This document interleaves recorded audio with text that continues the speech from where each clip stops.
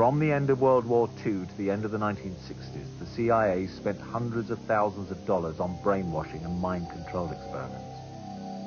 Their aim was to create a hypno-programmed robot assassin who would have no memory of his crimes.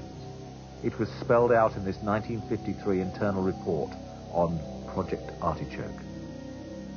Can an individual be made to perform an act of attempted assassination under the influence of artichoke?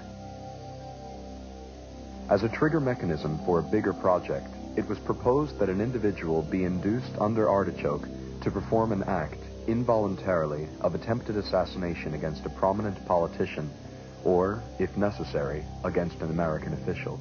And that's about 20% of the population can be regarded as highly hypnotizable. They can usually be programmed to do something that's somewhat against their grain. Dr. Herbert Spiegel is one of America's leading experts on hypno-programming. He has studied the CIA's attempts to create a robot assassin.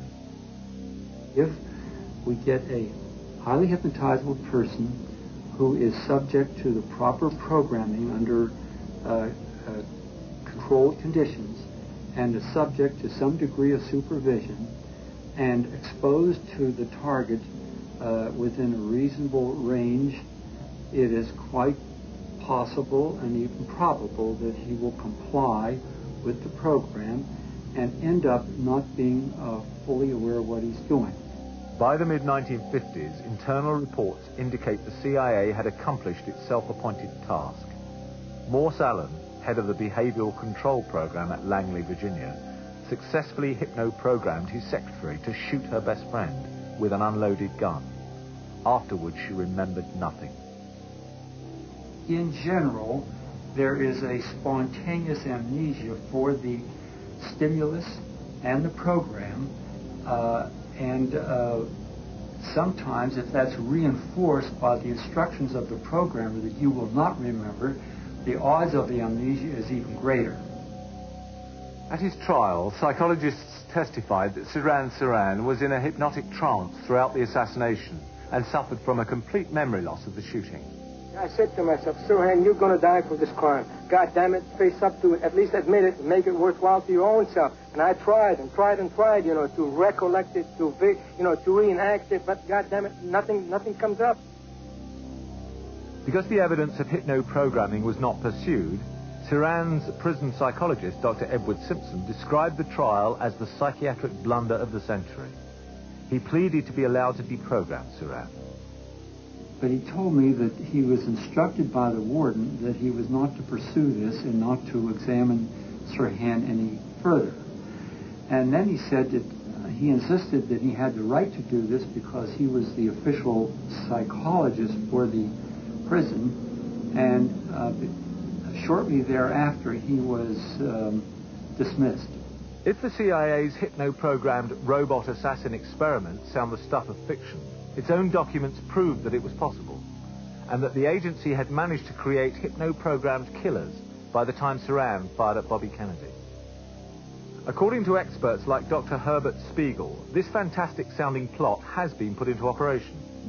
It, in fact, has happened, but the people who arranged this don't go around advertising that they do it or how they do it. But there are always those who need to boast about their experience. William Bryan Jr. was for almost a decade retained by the U.S. government as its leading hypno-programmer.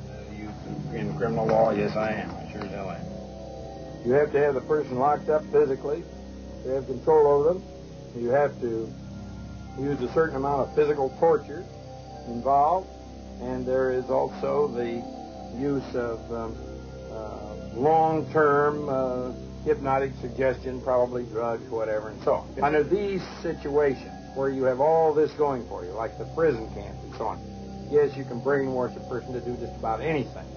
What I'm speaking about are the innumerable instances that we ran into when I was running the country's brainwashing and anti-brainwashing program. Less than a year before his death in 1976, William Bryan Jr. allegedly confessed to two prostitutes that he was the man who hypno-programmed Sirhan Bishara Sirhan. It is more than 2 decades since Robert Francis Kennedy was assassinated. There are still many discrepancies in the official version. This murder is still shrouded in mystery. We asked Los Angeles police to comment on the evidence brought out in this film. This was their response.